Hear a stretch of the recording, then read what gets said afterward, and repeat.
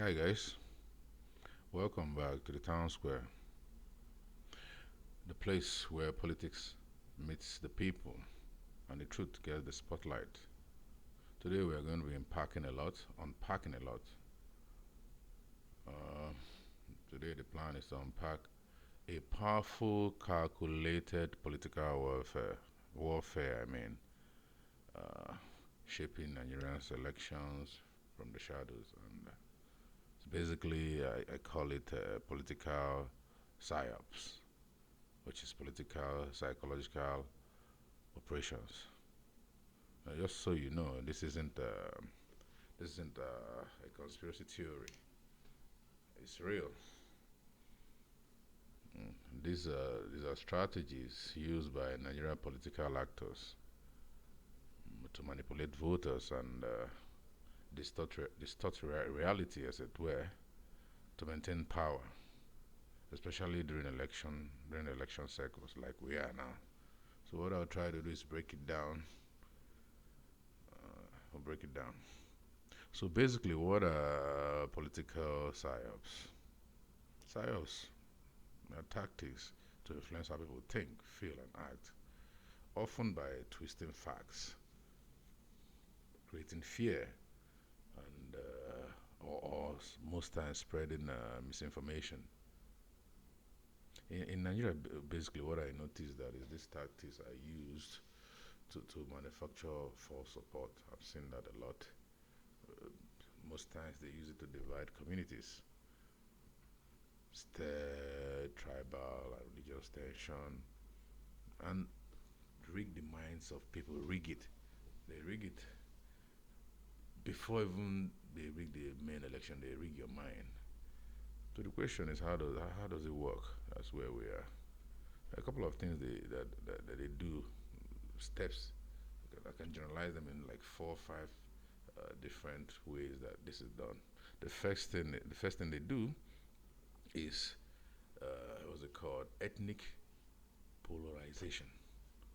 Polarization. In every election I've like since '99, you notice that ethnic identity is weaponized. Seriously, most times is okay. Well, I don't know if I yeah, even from '99, yeah. The people who do it the most are generally the ruling party. They always, especially when they don't want to lose elections, they frame elections as ethnic battles between the north or the south or the Yoruba or the Igbos or the Hausas and the Igbos. But what I think what they do basically, they use it to stoke fears. If you check like the last election in 2023, if you remember, just before the election, there was this huge call that Igbos want to take over Lagos. They should not allow Igbos to take over Lagos. Perfect psyop, and it worked. Most people, most people who are not well informed, even the ones that are well informed. I think when they did that, there was some threatened violence, and people stayed home. Once you stay home, then the government of the day could now manipulate the system and manipulate numbers or whatever they wanted to do. That is one. That's a psyop. Another psyop, let's say two, is the religious manipulations they do. Watch political aligned clerics, imams, pastors, prophets are used to label political opponents as either anti-Islam, anti-Christian, you know, false prophecies are put out there, invented. I think the idea is to emotionally string on your heart and make you, you know, bring up the idea, divine calling that this man wanted. It was done by both the Christians and Muslims, so it's their thing. It's another type of psyop. They use the religious leaders, which is still a corrupt system. That is the second thing they do in terms of psyop. Then three, they did another one that I noticed. I saw that with, especially in Delta State Labor, when they put out, they help a weak candidate. Okay, I'll call that a controlled opposition. I didn't have a name for that. It just came to my head now. Controlled opposition. Do you ever notice that there are some French candidates parading themselves as opposition, but they don't actually offer proper challenge to whoever is. It's actually happening now. If you watch Labour Party, I don't know the dude there. What's his name? Abure. He's acting like he's not even in line with who is supposed to be the head of his party. Because the candidate of the day is the head of the party. It's actually the same thing happening with PDP now. The head of the party is supposed to be Atiku, but it doesn't seem like he's the head of the party, so they're giving him a hard time. That's controlled opposition. I think it's happening now with the ruling party controlling those major opposition parties, causing disunity. So the candidates are planted to divide votes, confuse the electorate. It's sabotage in disguise. So that's another one. The one that I don't like is the one I'll call it the fourth one, which is social media trolling. Social media trolling and influencer welfare is another thing that is I don't like that one at all. I even saw it yesterday. I was supposed to make this video much earlier, but I was on it and they took light, so I had to start all over because I didn't plan. I checked, I didn't have enough fuel to run what I wanted to run, so I had to go get fuel. Came back, watched some other things, and saw that thankfully, I people were already talking about part of this part of social media, and I'll tell you why. Because of the Reno or mockery interview the Honest Bunch. So these paid influencers, they just they come up with hashtags. I like the last election they had, the one they said, I stand with Buhari, or other coordinated trends. If you observe, these aren't organic movements, they are digital psyops. They are designed to, one, create a fake consensus, silence critics, suppress genuine grassroots voices. And they often involve things like scripted interviews, edited video clips, trend manipulation. You understand? A whole bunch of funny things that look organic, but they are not organic. It's all part of the psyops. I'll give you an example. Take Reno or mockery, for instance. I want to give you a typical example of how how the psyop works. Recently, there was an appearance of what's his name? Reno or mockery. Is that his name? Yeah, or mockery on the Honest Punch podcast.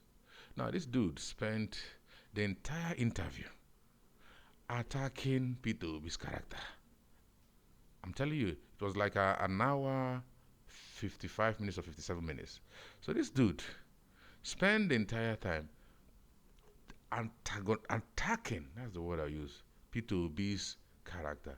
I'm praising the current government that he had previously, remember, attacked, calling the president all sorts of names. I'm always against calling your president or insulting your leaders. I don't like that. I may not like your policies. I might criticize, but this idea of insulting them, even from my first episode, I said, do not insult your leaders. If you're a Christian or Muslim, your religion is against, they are your leaders. Even when they're not doing well, there are constructive ways to, criticize and try and get them off the system if you can. If you cannot, God has a way of working these things out. But anyway, back to the point. So this dude, this sleazebag, that's what he is, a sleazebag.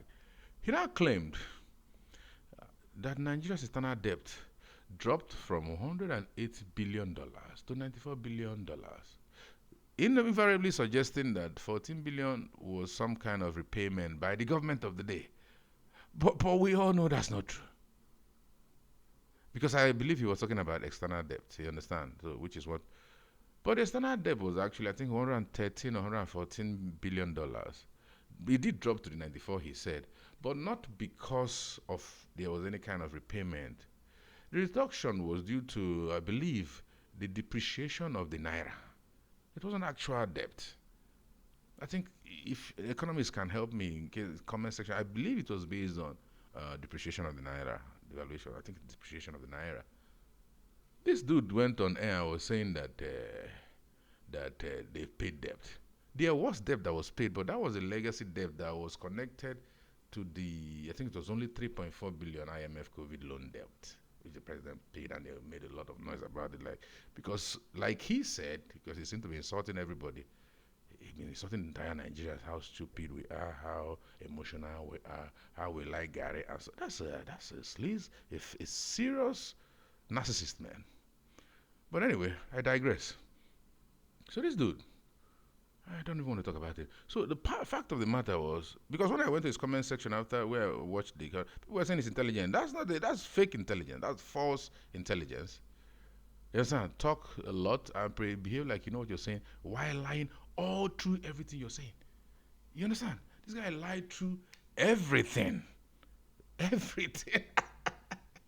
So anyway, so that is the fourth one. The another one I observed the we're and note we're going to make we're going to I'm going to find all this that dude said about Tinubu in the past, so we can make comparison between what he said about Tinubu in the past and what he's saying about Obi now. Because I saw even the way Obi was standing behind and was praising him. So is it a job man or some kind of, I don't know, political, what's the word you call people who, I'll look for a word. He has a proper word, political jobber man or political something. So Psyops, that's a perfect example of Psyops. And that the fresh was there, I don't know if he was greasing his hair or making him look like he was smart how he came. So it's a sleaze bag. Anyway, so the fifth one, another Psyop that they normally use in Nigeria, because it's important we let people know when they see Psyops, they will know. Leaks. There's another thing that says leaked. What's it called? Leaked scandals. They leak these scandals at strategic times. Do just mostly pre-election, so that the other opposition, especially if it's a tough opposition, so that the person starts battling to either repair his name or something. You see, Doctor. Okay, like Obi had something like that. There was where they said something about religious. He called for Christian warfare or something with some. I mean, doctored audio, stage phone calls recorded, and you post it out. It's not a coincidence. It's leaked, you know. So the question is, the people who played their role there. This is why, for me, I don't know, religious fathers, maybe they should stay off politics. I tell you, so that my faith is my faith. When it comes to my economic base, I focus on the leaders who can give my. It could be a Muslim, it could be a Christian. Give me the leader who will change my economy. If you want to feed my faith, feed my faith. But what I'm talking about, as it doesn't happen, I'm using religion for instance now, but there were other leaks. They will just come up at times, and you see that it was time, and it's a psyop. They use it. Then the sixth one I observed too, very important. I think my phone is ringing anyway, but peace messaging after you've rigged the election. We saw that with the last election. After you rigged out the opposition, you now start, and they start questioning the election. You now hear people say, let's move on, don't divide the country, you can go to court. This isn't unity, this is a psyop. It's about silencing people who dissent and shutting down scrutiny. You know, so it's all what we're still talking about. Then another one, another psyop, I think this is the seventh one, is voter suppression through fear. This happens a lot. You see this in terms of the Togri part. There was a dude in Lagos, what's his name? The Tog. He did that a lot in the last political cycle, 2003. They threatened the Igbos, in especially areas where Igbos dominated. They threatened them so they couldn't come out to vote. I think Igbos have suffered. They suffered seriously in the last election. Even I go back to what I was saying in the part of Reno. This guy was abusing his interviewers when he lied about the loan payment. He now connected Nigeria's loan to Obi Kubana. What has Obi Kubana got to do with Nigeria debts? At some point, he was talking something again. Now said about Nigerians in jail and connected the whole region of the southeast. I knew he was referring to the southeast. I don't know if the Igbos did something to him when he was a child. Probably an Igbo boy bullied him. He was not saying how Igbos are mostly in jails in other countries and all that. My brother, you're not helping yourself. Ndi Igbo did not do anything to you specifically. You should give the rest. Anyway, I like to digress. I hope you know.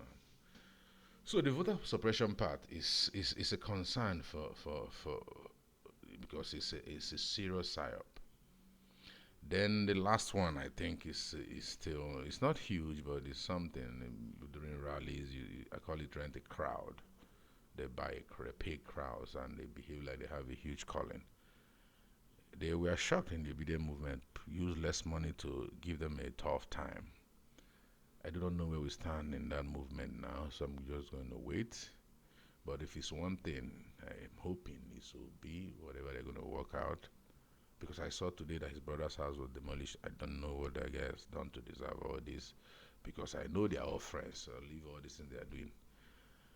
And they should all be friends. But I think when it comes to politics, they all go crazy.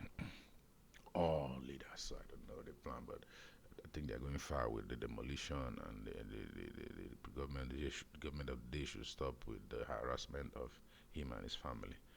But anyway, they rent a crowd and they pay people, and because they weaponized poverty already, people get bought over with 10, 20,000, which is understandable. But between now and the next election, we're going to keep people on why they should think of their long-term economy instead of their, because 10, 20,000 probably will give you a meal for 3 days, and you have to manage properly. But if we have a system who, what they are preaching, the one that, production, you have enough money, there are jobs everywhere. Even after retirement, someone, let's say you retire at 60, for instance, you should still, if you still have strength, you should be able to get a job where you can still work till you, if you have the strength to work to 65 or 70. The ones who are even young can't get a job now. So let's not digress too much anyway. So rent a crowd, another psyop.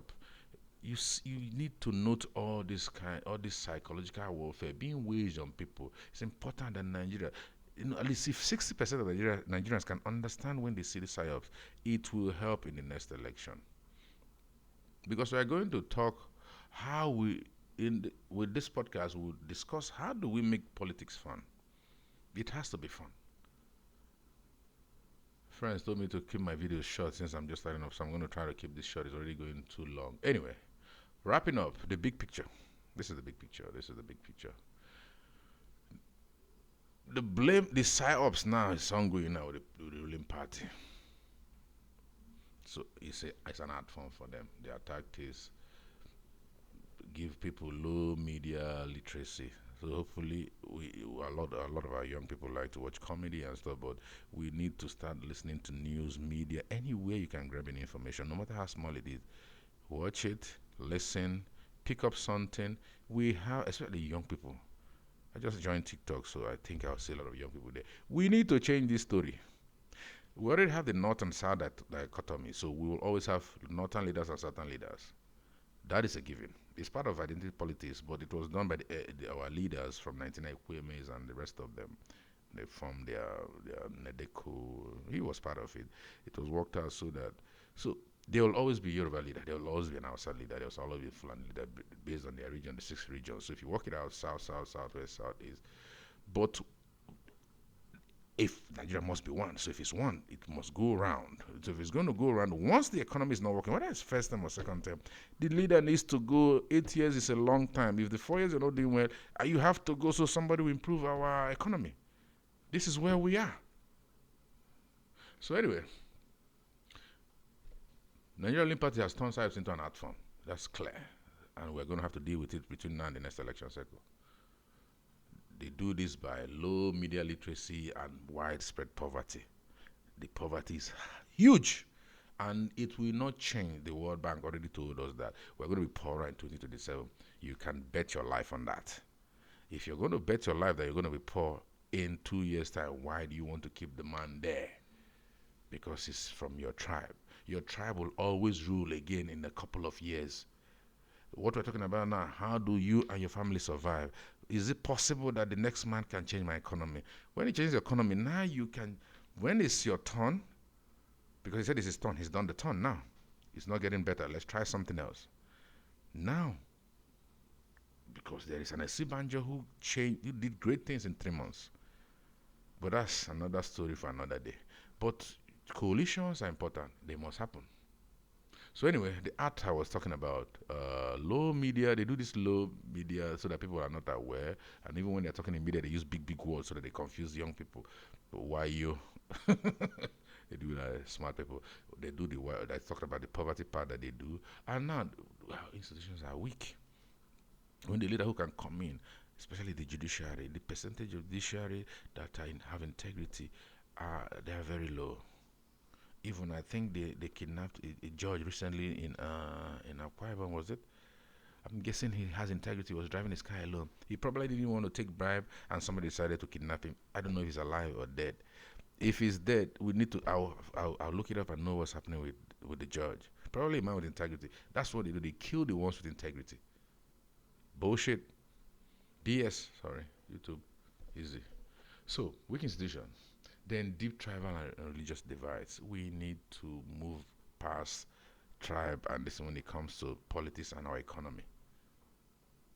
Because they don't just rig elections. They rig your minds. They rig your minds. They confuse you. So they rig your minds before the first ballot is cast. So you're in trouble already. So unless we build on our own conversations, do watch your comedy, laugh, but when it comes to your economy, your family, your sibling, whoever your family is, we need to build an electorate that is informed, united, resilient, and if not, the manipulations will continue. So I'm going to go to the news circle and see where we are on Reno, because that guy needs to be discussed, because it's important that a lot of you know that he's a Psyop operative. He's a thief. Okay, I don't say thief, but they seem to think he's a thief. Somebody said he embezzled money. That was why Jonathan let him go. So I'll need to verify that. So if he did, that means, but that's a different story for another day. Anyway, so I wrap up with this. Okay, the real battle isn't over, and the real battle isn't just in the polling unit. The real battle is in your phones, your tribe, your fears, recognizing psyops. This is the first thing we have to do to resisting them. So stay alert, stay informed, and never let anyone weaponize your identity, please. It's imperative. You're strong. The battle is real. I'll see you on the next one, all right? Have a great time, guys. Wish you a great week ahead. Bye-bye. All righty.